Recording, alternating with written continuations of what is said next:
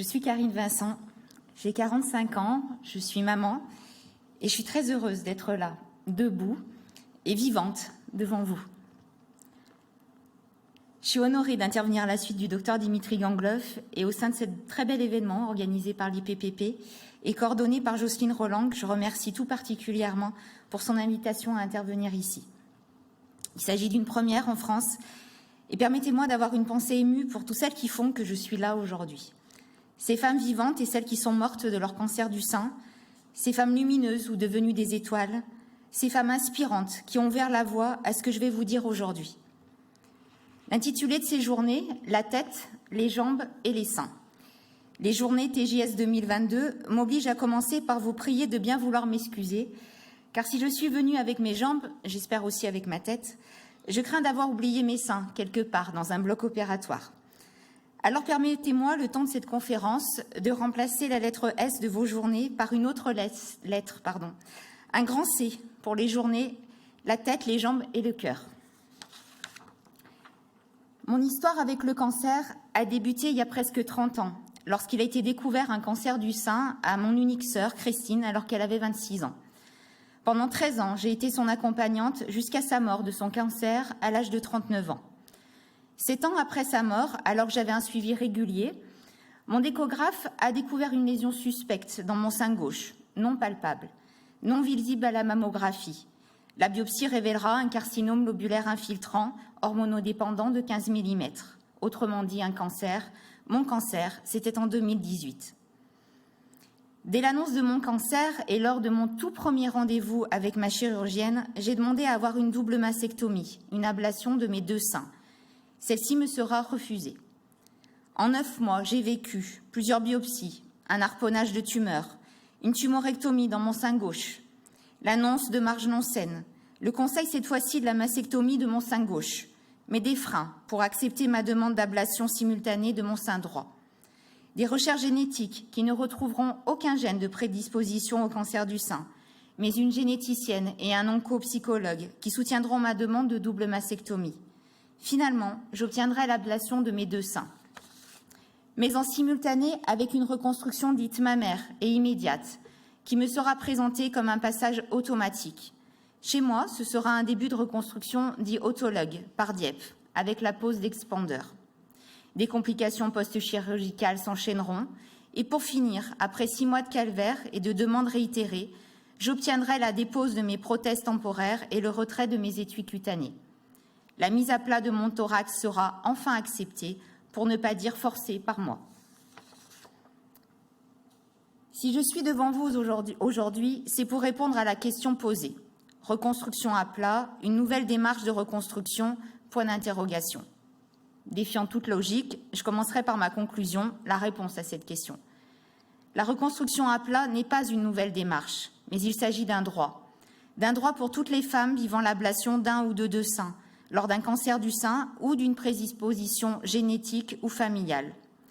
Mais malheureusement, il ne s'agit pas encore d'un droit acquis, mais d'un droit à défendre, à soutenir, à reconnaître, pour toutes ces femmes, pour nous toutes, et je dirais même pour nous tous, car la reconstruction à plat doit aussi pouvoir être un droit pour les hommes qui peuvent être touchés aussi par un cancer du sein.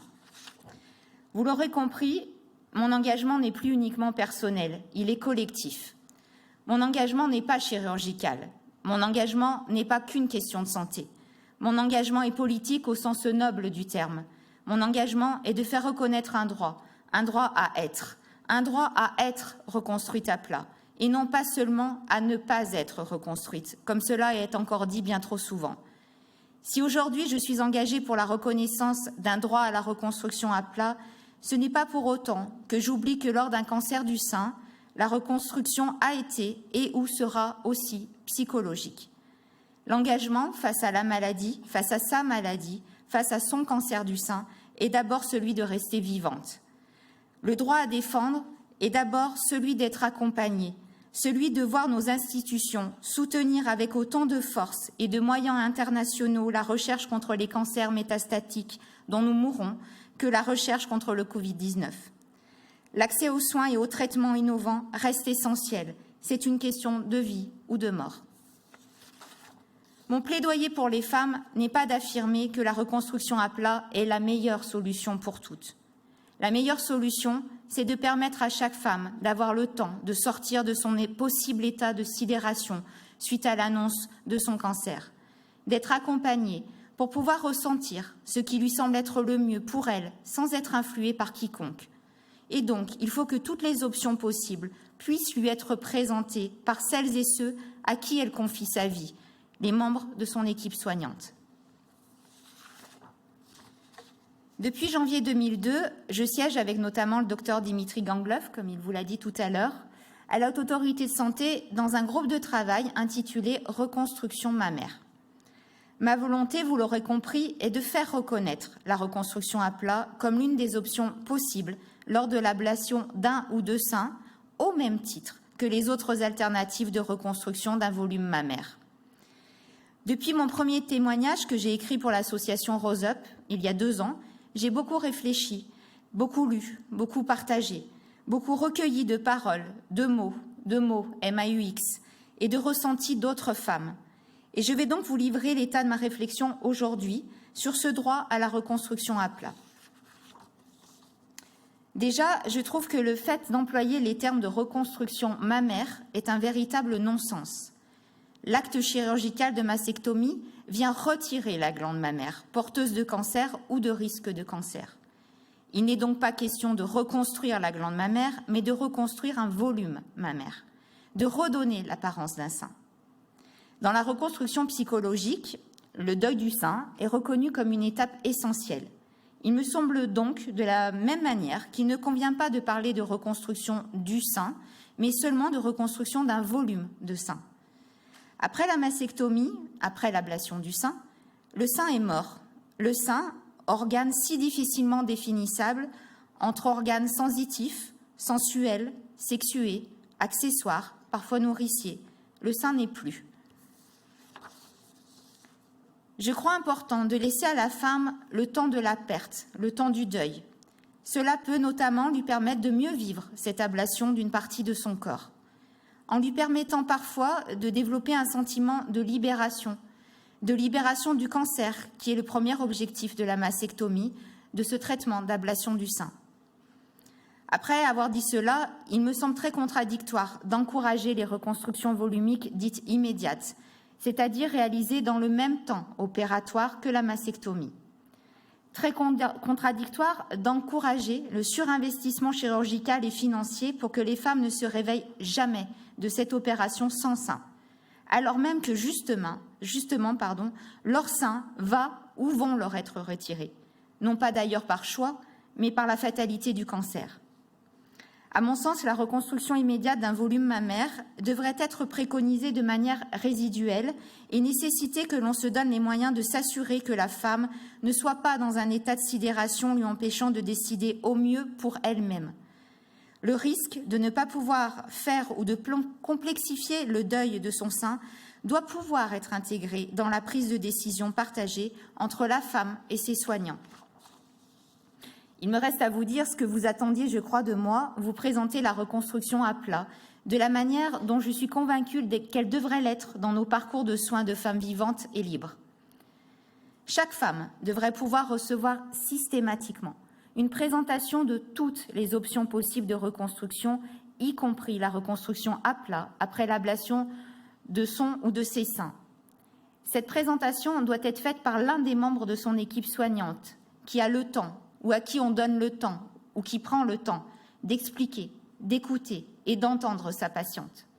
Capable d'évaluer le degré de sidération de sa patiente après les annonces de cancer et ou de mastectomie, non influent, mais accompagnant et soutenant. Chaque femme devrait pouvoir se voir remettre un document reprenant l'ensemble de ses options de reconstruction, dont la reconstruction à plat, dans un langage simple et précis, avec des illustrations claires permettant à chacune de s'y référer, en listant de manière équivalente pour chaque option, donc y compris pour la reconstruction à plat, les risques, le nombre d'anesthésies et d'interventions chirurgicales prévisibles, la durée moyenne d'arrêt de travail pour chaque intervention, les limitations recommandées, pratiques sportives, conduite automobile, sexualité, portage, etc., la comparaison des options en termes d'attendus, d'effets secondaires, de pertes connues de sensibilité, de risques futurs pour la patiente. La précision du caractère précaire de certaines options, par exemple la pose de prothèses internes qui n'est, elle, jamais définitive, etc. J'assiste aussi sur l'importance pour les femmes qu'elles puissent avoir accès, si elles le souhaitent, à une série de photographies pour chacune des options de reconstruction, y compris à plat. Photographie à proximité de l'intervention, à 1 mois, à 2 mois, à 1 an. Photographie de reconstruction dite optimale par rapport aux attendus, ou reconstruction avec une apparence peut-être moins esthétique. Que la femme puisse voir, qu'elle puisse se projeter, si elle le souhaite, sur les risques encourus et les conséquences pour son corps et pour sa vie. Par exemple, la reconstruction par prothèse interne lors d'un cancer et d'une mastectomie ne donnera jamais les mêmes résultats que la pose d'une prothèse interne pour une chirurgie plastique d'augmentation mammaire, et la patiente doit pouvoir le visualiser. Chaque femme devrait pouvoir entendre qu'elle n'a pas choisi d'avoir un cancer, mais qu'elle a le choix de décider pour son corps parmi les options de reconstruction possibles pour elle. Sachant que la reconstruction à plat est-elle toujours possible, alors que certaines reconstructions volumiques peuvent être contre-indiquées ou non recommandées pour certaines femmes et ou après certains traitements. Chaque femme devrait pouvoir entendre que choisir d'être reconstruite à plat est une vraie option après l'ablation d'un ou de 2 seins, et non pas une conséquence, et non pas un choix par défaut de celles qui ne veulent pas se faire reconstruire avec volume, et non pas une contrainte imposée à celles à qui il n'est pas proposé de reconstruction avec volume par présupposé, par exemple en raison d'un âge plus avancé. Chaque femme ne devrait pas avoir le choix entre être ou ne pas être reconstruite. Chacune doit pouvoir entendre qu'elle est elle aussi reconstruite, sans discrimination entre la reconstruction à plat ou en volume. Les phrases telles que « la patiente refuse la reconstruction » ou « la patiente n'a pas souhaité de reconstruction » devraient être bannies du langage des soignants qui accompagnent ces femmes. Chaque femme ne devrait pas avoir à subir les présupposés de son interlocuteur, d'un membre de son équipe soignante, de son proche ou de quiconque sur l'image du corps de la femme et donc sur son corps à elle. Elle ne devrait pas avoir à ressentir que son parcours de soins ne s'achèvera, entre guillemets, que lorsqu'elle aura accepté qu'on lui fasse une reconstruction volumique. Chaque femme ne devrait pas avoir à se battre pour obtenir d'être reconstruite à plat, cela devrait lui être proposé systématiquement, comme il est recommandé de le faire pour les différentes autres alternatives de reconstruction dites volumiques. Chaque femme ne devrait pas subir la pression qu'il s'agirait d'une décision définitive, alors que, même si le retrait de tout excès de peau peut rendre moins facile une reconstruction volumique ultérieure, ce retrait n'en est pas une contre-indication. Il reste tout à fait possible de faire une reconstruction volumique en cas de changement d'avis après une reconstruction à plat. Chaque femme, optant pour la reconstruction à plat, devrait être soutenue dans son choix et accompagnée en bénéficiant des mêmes compétences et soins que les femmes optant pour une reconstruction d'un volume mammaire. Elle devrait donc pouvoir bénéficier de compétences esthétiques, c'est-à-dire de l'intervention d'un chirurgien scénologue ou plasticien, formé aux différentes pratiques permettant d'obtenir un fini plat, confortable et esthétique de son thorax refermé. Au regard de ce qui se passe aux États-Unis, les sociétés françaises savantes de scénologie et de chirurgie plastique reconstructrice et esthétique devraient s'intéresser au développement de techniques précises d'intervention pour la reconstruction à plat et de recommander ces différentes techniques pour les femmes optant pour cette option sans excès de peau ou de gras, à la fois disgracieux et inconfortable, voire rendant la femme plus à risque de lymphocèle. Chaque femme ne devrait pas avoir à subir des présupposés de société. Les vestiges du patriarcat médical ne devraient pas non plus venir influer les patientes en présupposant qu'elles seraient trop jeunes pour vivre sans sein, alors même qu'elles n'auront plus leur sein, quelle que soit l'option retenue, ou d'ailleurs qu'elles pourraient être à l'inverse trop vieilles pour prétendre à une reconstruction volumique. Qu'elles risqueraient de perdre leur compagne ou leur compagnon si elles n'optaient pas pour une reconstruction volumique, qu'elles ne pourraient pas être à l'aise en maillot de bain, en lingerie, en robe ou avec un décolleté, qu'elles perdraient leur féminité, qu'elles se sentiraient moins bien sans sein qu'avec une reconstruction volumique, qu'elles auraient plus de risques de dépression, qu'elles devraient porter une prothèse externe en mousse dès le lendemain de la mastectomie pour se sentir mieux. Qu'une prothèse en mousse soit remise à la femme au lendemain de la mastectomie, oui. Mais qu'on lui donne à penser qu'elle ne pourra pas se sentir mieux sans cette prothèse externe posée sur des cicatrices fraîches et des tuyaux de Redon, ou que ça l'aiderait à supporter les regards des autres sur son corps à la sortie de l'hôpital, sans sein, non. Que des prescriptions par ordonnance médicale pour aller à la pharmacie chercher une prothèse externe soient remises automatiquement à la patiente, peut-être oui, mais qu'il soit présupposé et dit que sans cela, son corps ne pourra pas s'adapter à une asymétrie ou à la perte des deux seins, non. Que des séances de kinésithérapie soient plus facilement prescrites après une reconstruction volumique qu'après une reconstruction à plat, non. Que la prescription d'un accompagnement kinésithérapique soit toujours considérée comme nécessaire, oui.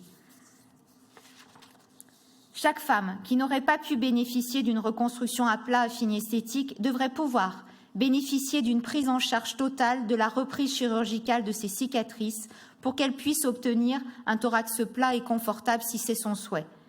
Chaque femme qui décide de se faire retirer des prothèses internes en silicone devrait pouvoir bénéficier, si elle le souhaite, d'une reconstruction à plat prise en charge. Le corps médical devrait être prêt à répondre aux demandes de femmes souhaitant se faire explanter de leurs prothèses internes. Chaque femme devrait, si elle en ressent le besoin, pouvoir obtenir l'ablation de son sein contralatéral, exempte de cancer, que ce soit par souci de symétrisation du corps ou par souhait de limiter les risques de récidive dans ce sein sain, et ce même en l'absence de risque génétique connu. Pour rappel, dès 2018, le Comité éthique et cancer a affirmé que ce choix était valide et donc qu'il pouvait être pris en charge. Finalement, chaque femme ne devrait pas avoir à subir une reconstruction volumique si ce n'est pas son choix pour son corps. Elle ne devrait pas avoir à négocier avec ses soignants sa reconstruction à plat à fin esthétique optimale, à négocier qu'on lui offre un thorax plat, des cicatrices confortables et acceptables, sans excès de peau ni de gras. Après sa reconstruction à plat à fin esthétique, elle devrait juste pouvoir se sentir vivante, entière, tout aussi femme, et simplement être qui elle est. Je vous remercie de m'avoir écouté et peut-être même entendu. J'essaye de vous parler à cœur ouvert, mais à cicatrices refermées. Mes cicatrices sont le tatouage de la vie en moi et il m'arrive même de penser qu'elles m'ont aidé à me libérer. J'espère que vous aurez aussi entendu la voix de toutes ces femmes sur qui vous posez vos mains, vos regards et votre humanité dans vos cabinets de kinésithérapie. Elles sont 20 000 par an à vivre l'ablation de leur sein et 70, voire 75% d'entre elles ne font pas le choix ou n'ont pas le choix de la reconstruction volumique. Votre accompagnement nous est précieux et j'espère que mon intervention aura éclairé quelque chose en vous. Que vous soyez ou non membre de RKS ou d'un autre réseau, je crois que vous n'êtes pas seulement des kinésithérapeutes du sein ou du non-sein, mais des soignants de nos corps et de nos cœurs. Moi, je n'oublierai jamais le premier regard si doux de ma kiné, Coralie, sur mes cicatrices et sur mon thorax plat. Je ne lui dirai jamais assez merci pour ce qu'elle m'a aidé à comprendre ce jour-là. Avec ou sans sein, je suis toujours moi. Merci.